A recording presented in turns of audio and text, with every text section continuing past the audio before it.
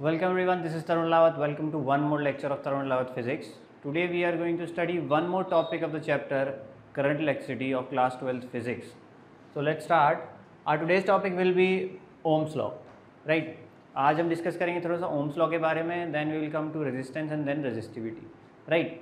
तो स्टार्ट करते हैं ओम्स लॉ से, राइट? तो क्लास 10 में भी आपने ओम्स लॉ पढ़ा है. ओम्स लॉ क्या होता है? Ratio of voltage to current is constant, है ना, at constant temperature, at constant temperature. ठीक है, तो ये आपने पढ़ा है. तो इसी को ही हम वेरीफाई करेंगे, ओम्स लॉ को हम वेरीफाई करेंगे. ठीक है,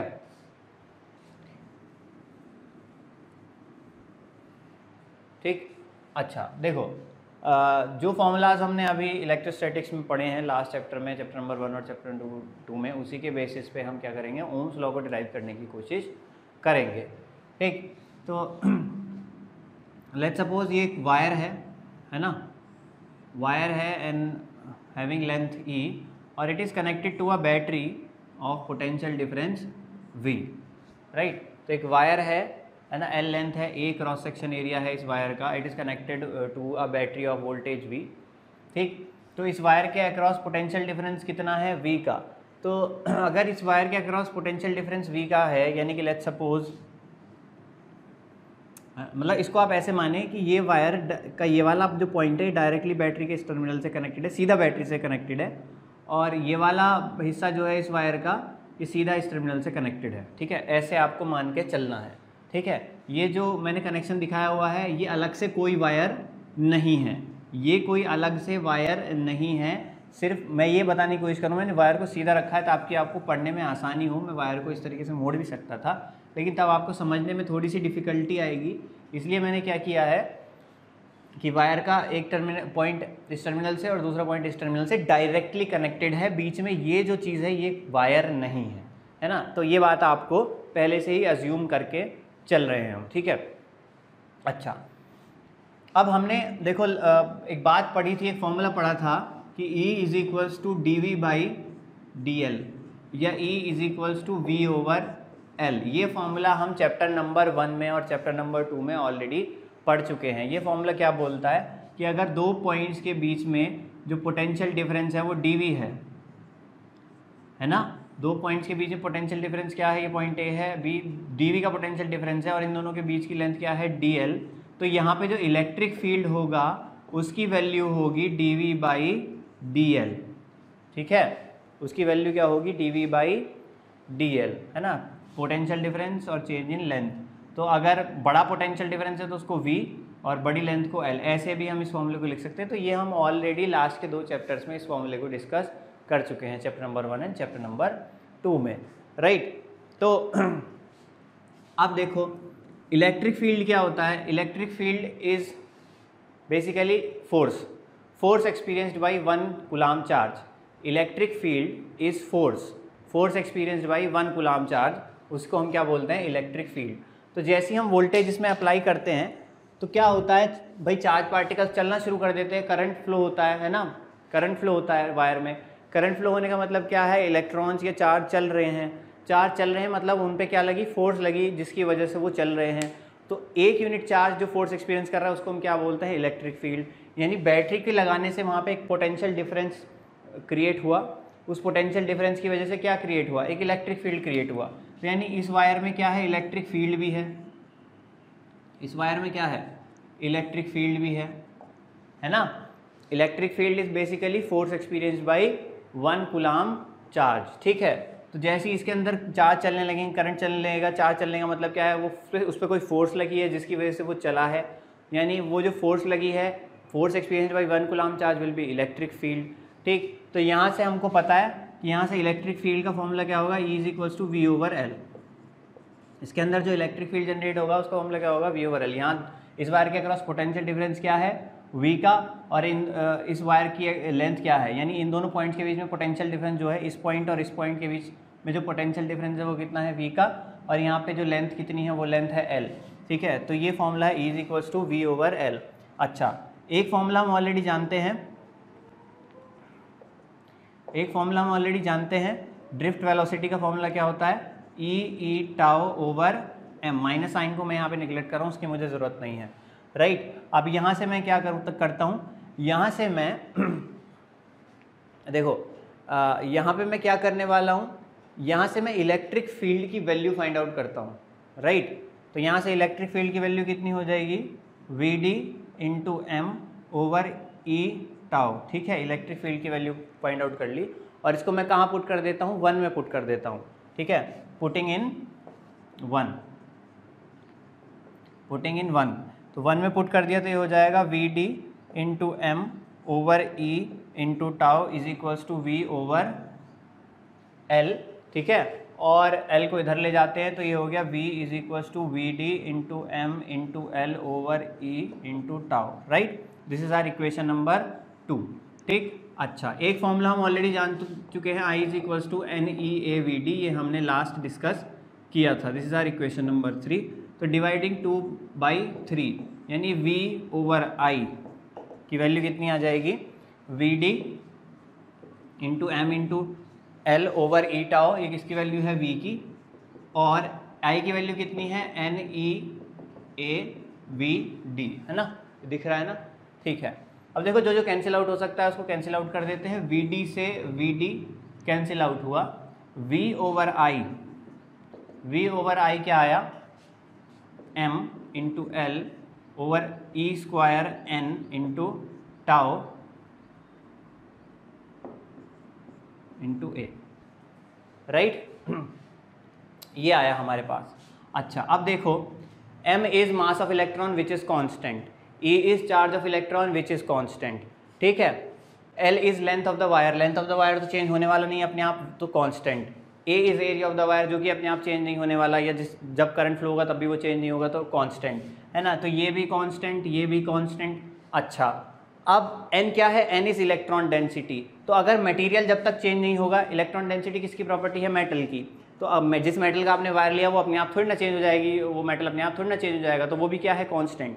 यानी कि इलेक्ट्रॉन डेंसिटी क्या है, कांस्टेंट। इलेक्ट्रॉन डेंसिटी किसकी प्रॉपर्टी होती है, मेटल की। मेटल के चेंज होने पे ही, मटेरियल के चेंज होने पे ही इलेक्ट्रॉन डेंसिटी चेंज होगी।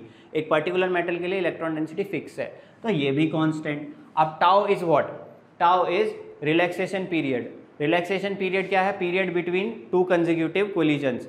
वो कब चेंज होता है, अगर आप टेम्परेचर बढ़ा दें या टेम्परेचर घटा दें। टेम्परेचर बढ़ाने से क्या होगा, स्पीड, थर्मल वेलोसिटी इलेक्ट्रॉन की बढ़ जाती है, तो रिलैक्सेशन पीरियड कम हो जाता है। और अगर आप टेम्परेचर को घटा देंगे तो रिलैक्सेशन पीरियड क्या हो जाएगा, रिलैक्सेशन पीरियड क्या हो जाएगा, बढ़ जाएगा, क्योंकि स्पीड इलेक्ट्रॉन की कम हो जाएगी। तो अगर आप टेम्परेचर को भी चेंज ना करें तो टाउ भी कांस्टेंट, ठीक है। तो मैं लिख देता हूँ एम एन ई क्या है, M N E N A L क्या है, कांस्टेंट, आर कांस्टेंट, है ना। And if temperature is constant, अगर हम टेम्परेचर को ना बदलें, then tau is also constant. सही बात है कि नहीं, तो टाउ भी कांस्टेंट हो गया, तो सारी की सारी वैल्यूज क्या हो गई, कांस्टेंट। यानी कि हमारे पास फाइनली हमारे पास क्या एक्सप्रेशन बना, v over I is equals to constant, v over I is equals to constant जब टेम्परेचर क्या है, कांस्टेंट, एट कांस्टेंट टेम्परेचर। तो यही तो होता है ओम्स लॉ, यही क्या होता है, ओम्स लॉ। तो देखो हमने ओम्स लॉ को डिराइव किया using our formulas of electrostatic, जो कि आपने 10th में नहीं पढ़े थे, जो अभी 12th में अब आप आए हैं, 12th में आए हैं, तो आपको नए नए फॉर्मूलाज देखने को मिले हैं, ठीक है। और इन फॉर्मूलाज से ही हमने क्या प्रूव किया, ओम्स लॉ। ओम्स लॉ क्या कहता है, v over I is equals to constant at constant temperature. ये डेफिनेशन आपने क्लास 10th में पढ़ी होगी, तो वो हमने अभी अभी प्रूव कर दी, राइट। इस इक्वेशन को मान लेते हैं इक्वेशन नंबर 4। ये इक्वेशन इंपॉर्टेंट है, इसको याद रखिएगा। सॉरी, इसको हम 4 को थोड़ा सा इक्वेशन बना के रखते हैं, इक्वेशन नंबर 4 की आगे हमको काम आएगी। तो this was all about Ohm's law. अब आगे बढ़ लेते हैं। तो क्लास 10th में हमने क्या देखा था कि इस कांस्टेंट को हम क्या बोलते थे, v ओवर आई, इस कांस्टेंट को हम बोलते थे r। r stands for resistance, r stands for resistance, है ना, ये बोलते थे कि नहीं। तो यहाँ से हमारा नया टॉपिक स्टार्ट होता है, रेजिस्टेंस।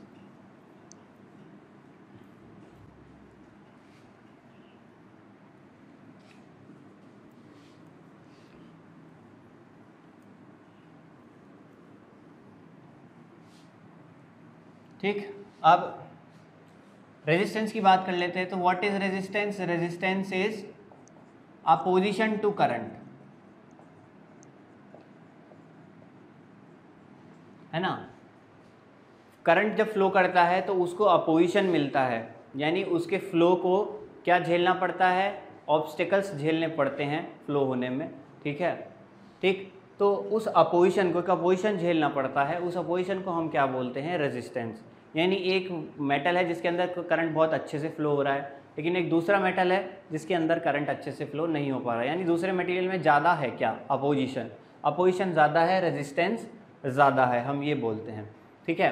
तो रेजिस्टेंस निकालने का फॉर्मूला क्या होता है? V/I, ये जो कि आपने क्लास 10th में पढ़ा था, ठीक। अब रेजिस्टेंस बेसिकली कैसे होता है? रेजिस्टेंस देखो, इसका अगर हम फिजिकल सिग्निफिकेंस समझें तो हम इस तरीके से समझ सकते हैं कि जब इलेक्ट्रॉन्स चलते हैं, तो जब वो चलते हैं तो क्या करते हैं? वो एटम्स के साथ कोलाइड करते हुए मूव करते हैं, ठीक है। अब वो कोलिजन्स जितने ज़्यादा होंगे तो इलेक्ट्रॉन्स को चलने में उतनी ही ज़्यादा दिक्कत आएगी, ठीक है।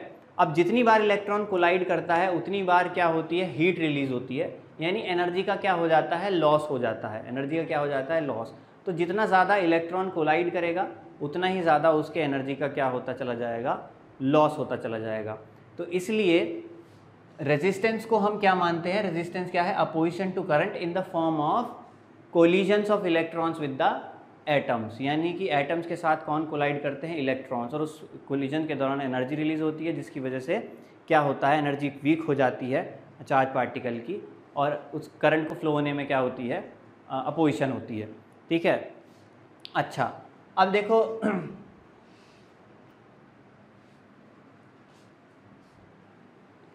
लेट्स सपोज एक मेटल है जिसमें एटम्स बहुत अच्छे से अरेंज्ड हैं, है ना।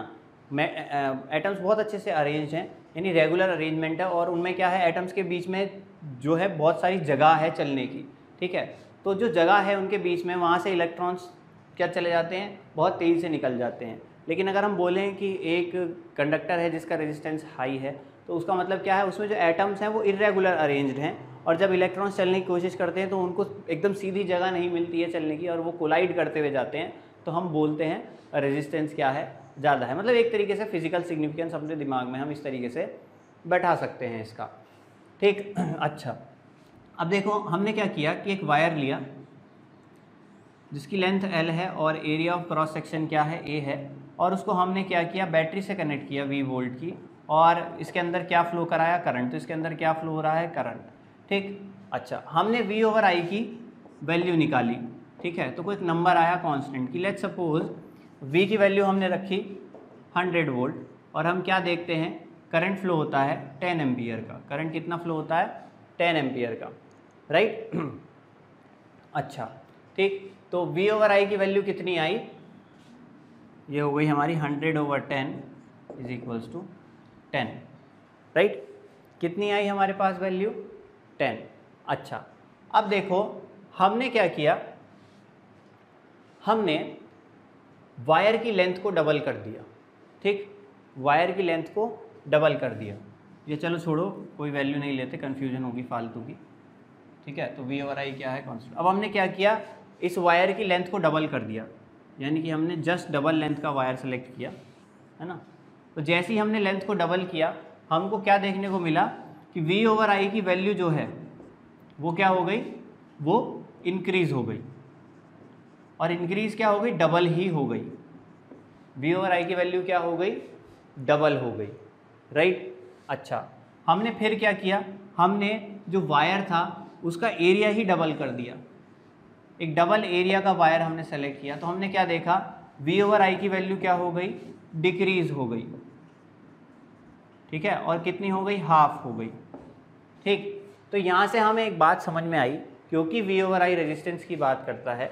रेजिस्टेंस क्या होता है? लेंथ के बढ़ाने से क्या हो रहा है? इंक्रीज हो रहा है, ठीक है। रेजिस्टेंस लेंथ के बढ़ाने से क्या हो रहा है? इंक्रीज हो रहा है, और एरिया बढ़ाने से क्या हो रहा है? डिक्रीज हो रहा है। तो एरिया बढ़ाने से क्या हो रहा है? डिक्रीज हो रहा है। यहाँ से हमने एक फॉर्मूला बनाया, R is directly proportional to L/A, और इसको इक्वल करने के लिए हमने एक कांस्टेंट लगाया जिसको बोलते हैं हम rho. Rho is what? Rho is resistivity, rho is called resistivity, है ना। ये प्रोपोर्शनैलिटी कांस्टेंट जो है इसको हमने क्या बोला, रेजिस्टिविटी। अच्छा, रेजिस्टिविटी क्या होती है, रेजिस्टिविटी को हम कैसे डिफाइन करते हैं। देखो रेजिस्टिविटी को कुछ इस तरीके से हमने डिफाइन किया। यहाँ से अगर मैं रेजिस्टिविटी का फॉर्मूला बनाऊँ तो रेजिस्टिविटी का फॉर्मूला आएगा resistivity is equals to R into A over L, है ना। ये फॉर्मूला रेजिस्टिविटी का हमको मिलेगा। तो लेट्स सपोज हमने एक वायर लिया जिसकी लेंथ कितनी है 1 मीटर और जिसका एरिया कितना है 1 मीटर स्क्वायर, है ना। हमने एक वायर लिया जिसकी लेंथ कितनी है 1 मीटर और एरिया कितना है 1 मीटर स्क्वायर। जब इन वैल्यूज़ को हमने इसमें पुट किया,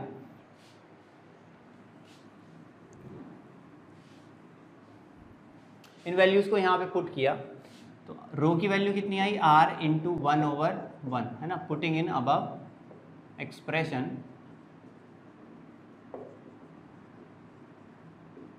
ठीक है। तो रो की वैल्यू किसके बराबर आई, r के।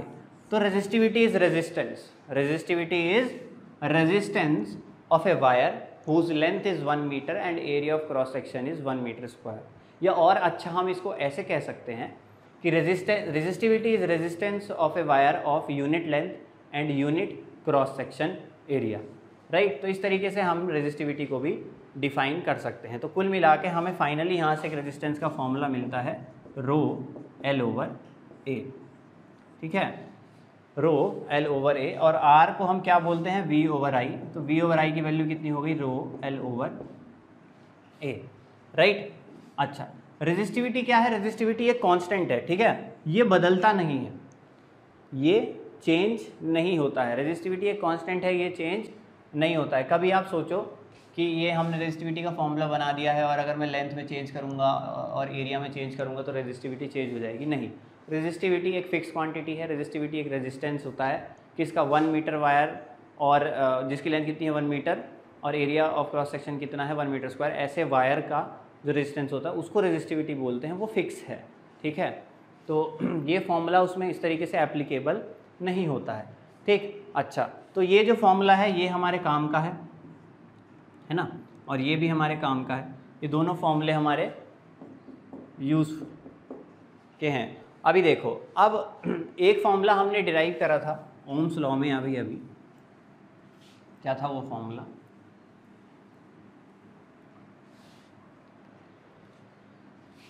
वो फॉर्मूला था V ओवर I, ठीक है, M over E square N tau L over A, है ना।